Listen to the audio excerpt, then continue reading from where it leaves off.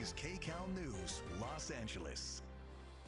A Southline School Board getting ready to take up a controversial issue tonight concerning gender identity.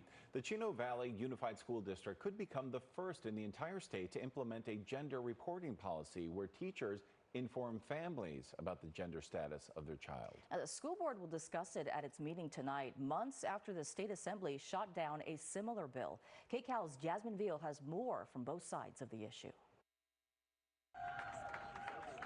Back in April, it was a packed house at the Chino Valley Unified School District office as parents sounded off on the board's support of a controversial gender reporting bill. It was heated, but there were definitely more in favor of parents' rights than those opposed. Mom of three, Amy Farias, says she wanted that bill passed. I am sickened to think of any teacher, any school creating an agenda to keep us out of the loop. But Democrats in the California state legislature squashed the bill from Republican Assemblyman Bill Kcal, which would have forced school officials to notify parents if a student asked to be identified as a gender other than their biological sex.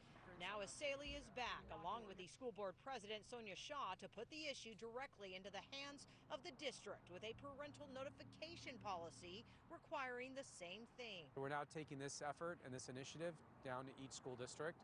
Chino's the first that's going to hopefully implement this policy. And if I'm going to support something in Sacramento and I can do it here at our district level to bring parents back in the picture and put protection for our children, it just made sense to not look back. The Associated Chino Teachers Union is concerned. It's unlawful to reveal information without the student's consent. It's important to us that students remain safe. But Kcal says schools should not keep secrets. I do not believe that any school or teacher has the right to withhold information from parents. And that's in any context, whether they're injured at a playground or they're beat up in a fight or if they're struggling with really deep and personal issues. Parents are the caretakers, and they got to know what's happening with their kids. Mom Jennifer Arendt, whose son will be a junior at Chino Hills High, says she worries about the kids who don't feel comfortable talking to their parents. That's a hard line to walk. I feel like, yeah, as a parent, yeah, I would want to be notified.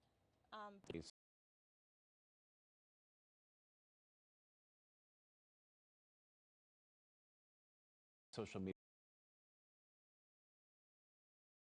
Czar sat down with one mom who struggled to get a social media profile removed after the people behind it started impersonating and bullying her teen. They got in a circle around her and they said they were going to jump her. Fearing for her 14-year-old daughter's safety, Shirley Sofer pulled her out of school just weeks before she was set to culminate from middle school. She feels betrayed. She feels scared. She said, "You can't send me to school anymore because you're sending me into the lion's den." We are not showing Sofer's daughter's face or using her name to protect her privacy. Trouble started last month when someone created an imposter Instagram profile using the 8th grader's TikTok username and school photo. What they were doing was they were messaging the other 8th grade students and they were sending racial slurs, very graphic sexual content.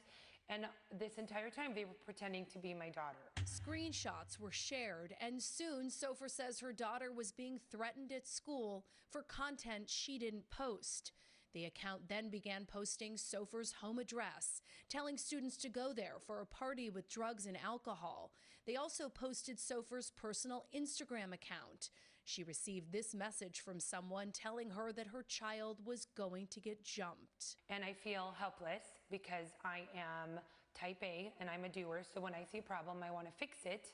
But Instagram has made it impossible for me to fix the situation. Sofer tried multiple times to get the account removed from Instagram, including taking a picture of myself holding my ID, a picture of her holding her ID, and it was just rejected.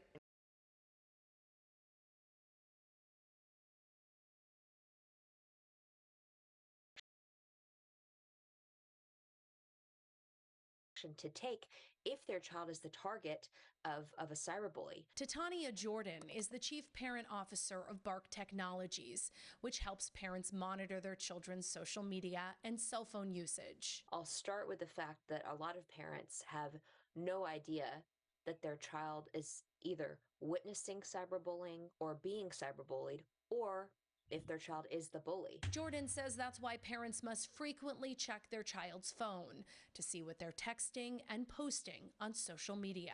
The screens, in a way, numb them to what their words are saying. You know, they don't realize the pain that is caused when they are unkind to one another because they're buffered by two screens. They're not face to face. If your child is being bullied on social media, Jordan says parents shouldn't be afraid to contact local law enforcement. They are trained in helping you with these issues, and certain states have cyberbullying